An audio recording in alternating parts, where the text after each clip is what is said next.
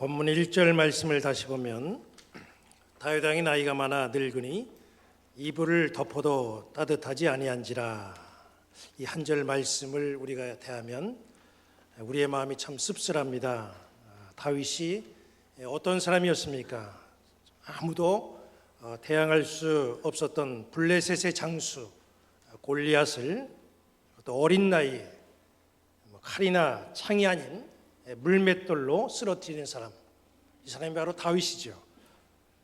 악신이 들린 사울 왕을 영감 있는 음악으로 치료한 사람, 이 사람이 다윗입니다. 그 어느 때보다도 나라의 영토를 크게 확장하고 든든하게 나라를 이끌어갔던 왕, 그래서 많은 이스라엘 사람들이 존경하고 사랑하는 왕, 바로 이 사람이 다윗입니다. 그런 다윗을 성경은 나이가 많으니 이불을 덮어도 따뜻하지 않더라, 이렇게 표현하고 있습니다. 바로 이것이 인생 끝자락에 서 있는 다윗의 모습입니다. 다윗에게 있어서 더 안타까운 것은 인생 말년에 그 주변이 아름답지 못했다는 겁니다. 다윗 주변에는 사람들이 있었습니다. 다윗 주변에 사람들은 있었지만은 그들의 관심사는 다윗의 건강을 걱정해주는 그런 것보다는 다윗 이후에 누가 왕이 될 것인가, 정권 쟁탈에만 관심이 있고 혈안이 되어 있었습니다. 다윗은 아내와 자녀들의 보살핌 속에서 편안히 눈을 감은 게 아니라 가족들의 피비린내 나는 그런 정권 쟁탈에 휘말리고 그 모습을 보면서 세상을 떠났습니다. 다윗이 참 훌륭한 왕인데, 그렇게 훌륭한 왕이라고 한다면 죽음의 과정도 좀 상세하게 기록이 돼 있어야 되는데, 성경은 그가 활약했던 모든 활약의 내용에 비하면 정말 초라하게 그의 죽음의 과정을 아주 단순하게 기록하고 설명하는 것을 우리가 보게 됩니다. 열왕기상 2장 10절부터 11절에는 이렇게 다윗의 죽음을 기록하고 있습니다. 다윗이 그의 조상들과 함께 누워 다윗성에 장사되니 다윗이 이스라엘 왕이 된 지 40년이라. 헤브론에서 7년 동안 다스렸고 예루살렘에서 33년 동안 다스렸더라. 이게 전부입니다. 그렇게 훌륭하게 살아왔던, 또 그렇게 많은 업적을 쌓아왔던 다윗의 그 인생의 마지막 부분을 표현하는 것이 이렇게 단순하게 몇 절로 표현했던 거죠. 다윗은 우리가 잘 알고 있는 대로 이스라엘의 정말 전무후무한 훌륭한 왕입니다. 나라를 위해서 많은 것을 이루었고 또 백성들의 사랑과 칭송을 받았던 사람이 바로 다윗입니다. 그런 왕이 세상을 떠났다고 한다면 그를 추모하는 내용들이 말씀에 좀 기록이 되어 있어야 되는데 실상 그렇지 못했다는 거죠. 이스라엘의 첫 번째 왕 사울은 다윗에 비하면 아주 형편없는 그런 왕입니다. 그런 형편없는 왕이 세상을 떠났을 때에도 왕을 슬퍼하는 조가가 있었습니다. 다윗은 사울이 죽었을 때에 비록 사울이 자기를 죽이려고 평생을 쫓아다니고 자기를 힘들게 했지만 그래도 사울을 위해서 이 다윗은 조가를 지어 애도하는 모습을 보였습니다. 사울을 애도한 조가 내용이 사무엘하 1장 19절부터 21절까지 나옵니다. 말씀을 보면 이렇게 되어 있어요. 이스라엘아, 내 영광이 산 위에서 죽임을 당하였도다. 오호라 두 용사가 엎드러졌도다. 이 일을 가드에게도 알리지 말며 아스글론 거리에도 전파하지 말지어다. 블레셋 사람들의 딸들이 즐거워할까? 할례받지 못한 자의 딸들이 개가를 부를까 염려로다. 길보아 산들아, 너희 위에 이슬과 비가 내리지 아니하며 재물 낼 밭도 없을지어다. 거기서 두 용사의 방패가 버린 바 됨이니라. 곧 사울의 방패가 기름 부음을 받지 아니함 같이 됨이로다. 다윗이 사울의 죽음을 놓고 조가를 지어서 사울을 애도하는 왕에 대한 이해를 갖추는 그런 모습을 우리가 말씀을 통해서 볼 수가 있습니다. 그런데 정작 다윗 자신은 세상을 떠났을 때 뭐 이런 조가, 애도 또 그런 말씀 하나도 없습니다. 오늘 우리는 말씀을 통해서 인생의 말년에 있는 다윗의 환경을 살펴볼 수가 있습니다. 정말 체온조차 유지하기 힘든 이 다윗의 인생 말년에 다윗 주변에는 어떤 사람들이 있었을까? 있었다고 한다면 그 사람들은 왜, 무엇 때문에, 무엇을 위해서 다윗 주변에 있었을까?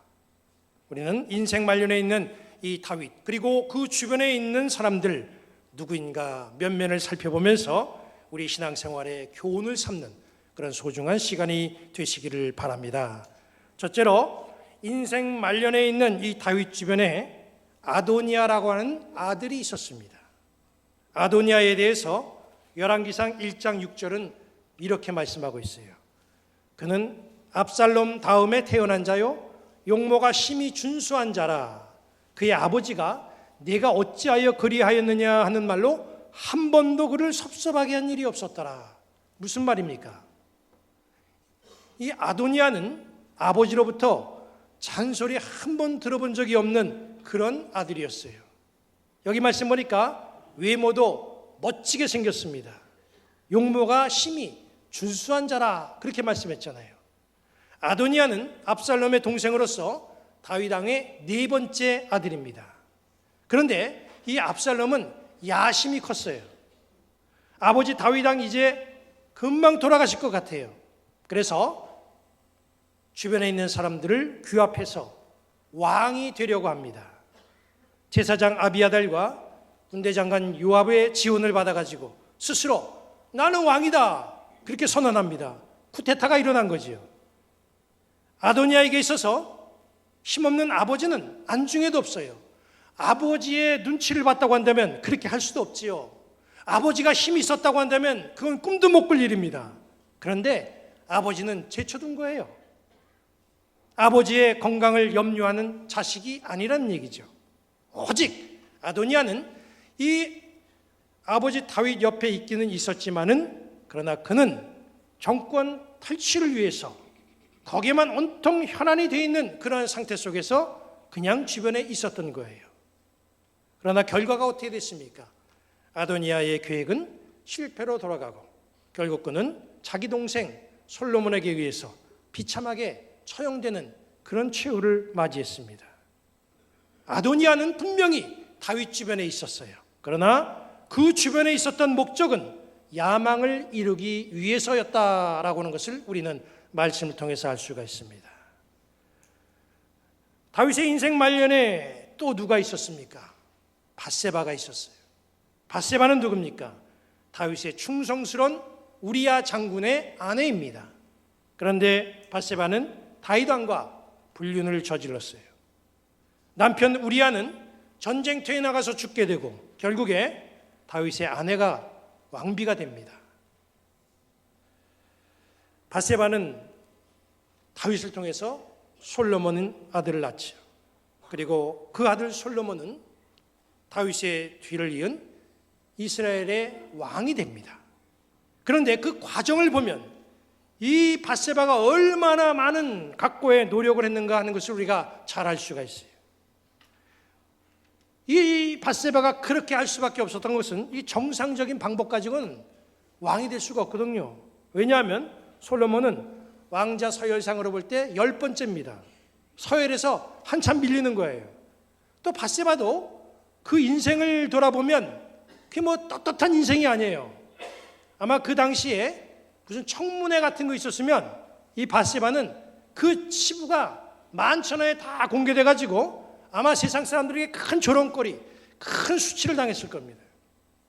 그런 입장에서 아들 솔로몬을 왕으로 만든 거예요. 그러니 얼마나 많은 일들이 그 속에서 있었겠습니까? 물론 구속사적인 맥락에서 보면 이게 다 하나님의 평가로 우리가 바라볼 수가 있지만 행동 내용을 보면은 정말 이런 모습이 바람직한 모습일까? 많은 것을 생각하게 합니다. 아도니아는 다윗의 아들이고 밧세바는 다윗의 아내죠. 이 둘은 다윗의 주변에 있었습니다. 그런데 이 다윗의 주변에 있었던 이들이 보여준 이 행동의 모습을 보면 이게 과연 다윗의 가족인가 할 정도로 그 행동이 너무 의심스럽습니다. 정말 숨쉬기조차 힘들어하는 다윗을 저 뒷전으로 밀어내버리고 자기의 이익만을 위해서 야심만 드러내는 그런 모습을 보면 이 도대체 아들인지 아내인지 잘 분간할 수 없을 정도입니다. 이런 상황 속에서 우리는 다윗 주변에 있었던 세 번째 인물을 볼 수가 있어요. 그가 누굽니까?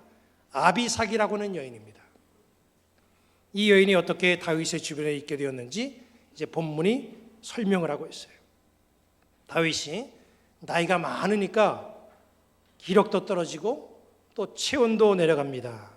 다윗의 체온을 유지시키기 위해서 도구로 쓰여진 여자가 바로 아비삭이에요. 아비삭이 참 불쌍한 여자지요. 아비삭은 정말 비참한 여인입니다. 다윗의 마음에 들었거나 사랑해서 택함을 받은 그런 여인이 아니에요. 바세바 같은 경우는 잘못이긴 하지만 그래도 다윗이 마음에 들어서 함께한 여자입니다. 그런데 아비삭의 경우는 그것도 아니에요. 단지 다윗의 체온을 유지시키기 위한 도구로 그렇게 쓰이기 위해서 그렇게 불려온 그런 여인입니다. 요즘 말로 말한다면 찜질팩? 이 정도의 용도, 그런 비참한, 인격적으로 보면 아주 대단히 비참한 그런 존재지요. 물건이나 기계 같은 그런 존재라는 거예요.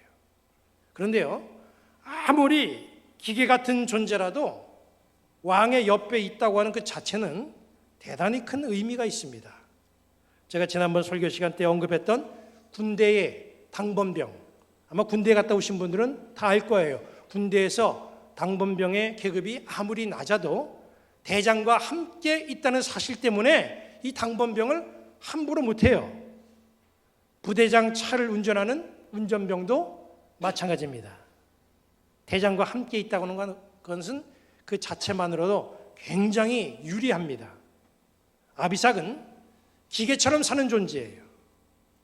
그러나 다윗왕과 함께 있기 때문에 머리를 조금만 쓰고 목적을 꿈꾸면 얻어낼 수 있는 것을 얻어낼 수가 있습니다. 아비삭은 얼마든지 머리를 써서 챙길 수 있는 것 챙길 수가 있어요. 여기 어르신들이 많이 앉아 계시는데 제가 그냥 통계로 나온 어르신들의 심리 하나를 말씀을 드립니다. 오해하지 말 것은 이건 제 생각이 아니라 조사한 통계가 그렇다는 것이니까 여러분들이 오해하지 않고 그렇게 들으시기를 바랍니다. 통계 자료에 의하면 나이가 들면 나타나는 현상 중에 하나는 자기에게 잘해주면 그가 누구든지 좋게만 보인답니다. 그 사실이 그런지 아닌지 저는 몰라요. 통계가 그렇게 나왔다는 겁니다. 여기 지금 다윗 나이 많아 자기 몸도 제대로 가눌 수 없는 그런 다윗에게 아내도 있고 아들도 그 곁에 있어요. 그런데 아내도 아들도 온통 야욕에만 관심이 있지 다윗의 건강 문제에는 전혀 관심이 없어요. 기력이 떨어진 다윗에게 현실적으로 가장 필요한 사람이 누구냐 하면 여기에서는 아비삭입니다. 이럴 때 다윗의 품에 있는 아비삭이 좀 야심이 있다거나 목적이 있었다고 한다면 얼마든지 다윗의 마음을 사로잡을 수 있는 기회를 만들 수가 있어요. 왜냐하면 다윗에게 실제로 필요한 사람은 아비삭이거든요. 그런데 아비삭의 이야기는 여기서 끝입니다. 그가 다윗의 마음을 움직여서 어떻게 했다 이런 얘기가 없어요. 무엇을 뜻하는 말입니까? 아비삭은 자기에게 주어진 일, 다윗의 몸을 따뜻하게 하는 일 외에 그 어떤 것도 넘보지를 않았다는 거예요. 아비삭은 한편으로 보면 굉장히 불쌍한 여인이지만 정말 사심없이 자기의 일을 묵묵히 감당한 진실한 여인입니다. 우리는 다윗의 인생 말년에 그 주변에 있던 세 사람을 우리가 말씀을 통해서 잠깐 살펴봤습니다. 이 시대에 부름받은 우리는 누구의 모습이 신앙인의 롤 모델이 되어야 될지 우리는 좀 진중하게 생각해 볼 필요가 있습니다. 건강한 교회로 든든히 자리하기 위해서는 아비삭과 같은 순수하고 진실된 신앙인들이 많아야 됩니다. 저는 새벽마다 아비삭과 같은 성도들을 예배실에서 만납니다. 다리도 성치 못하고 건강도 좋지 않은데 새벽마다 교회에 나와서 교회를 위해서, 여러분들을 위해서, 목사를 위해서 기도하시는 아비삭의 마음을 가진 분들을 저는 만나고 있습니다. 소예배실 또 겟세마네 기도실에서 틈날 때마다 기도하시는 아비삭과 같은 분들도 계십니다. 이런 분들이 저에게 무슨 건의를 하고 요구사항을 이야기하면 제가 참 꼼짝 못할 텐데 이런 분들은 그런 말씀을 안 하십니다. 다만 이런 분들을 보니까 그저 묵묵히 기도만 하십니다. 2000년 전 이스라엘은 로마의 압자에서 메시아를 애타게 기다렸죠. 기다리다 못한 유대인들은 당을 조직해가지고 로마에 무력으로 대항하며 독립을 꿈꾸었던 그런 사람들도 있습니다. 어떤 이들은 메시아를 기다리다가 포기하고 이민을 떠난 그러한 사람들도 있습니다. 어떤 이들은 광야로 들어가서 은둔 생활하는 그런 사람들도 있습니다. 그런데 예루살렘에 시므온이라고 하는 사람은 끝까지 인내하면서 묵묵히 이스라엘의 위로를 기다렸어요. 안나라고 하는 여인은 성전에서 묵묵히 금식하며 기도하며 섬겼다고 그랬습니다. 그리고 그 결과가 메시아 예수님을 만나는 복을 누릴 수가 있게 됐습니다.